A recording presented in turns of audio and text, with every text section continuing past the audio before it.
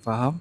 Cukai pun makin naik. Cukai naik. Tapi ramai orang tak faham benda ni tau. Ni ramai orang tak faham sebab ramai orang tak tahu pasal subsidi. Okay. Subsidi tu betul bagus untuk engkau. Okay. Tapi it's a bad for future. Sebab subsidi ni kiranya macam kerajaan ni kebanyakannya lah. Hasil macam mana nak buat subsidi ni, macam hasilnya sebuah subsidi adalah buat pinjaman daripada mana-mana mungkin pembankan luar negara semua benda. Maksudnya subsidi ni dia ada pinjaman lah, daripada pinjaman lah. Aku ingatkan subsidi ni adalah supposed to be daripada hasil-hasil yang kita ni lah kita.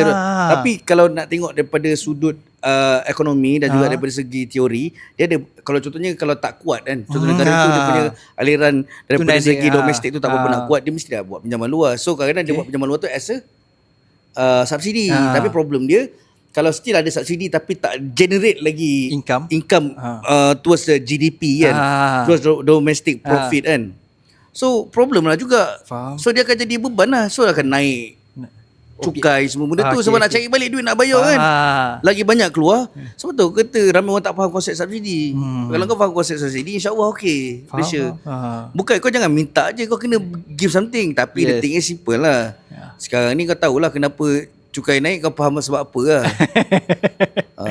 Sebab sini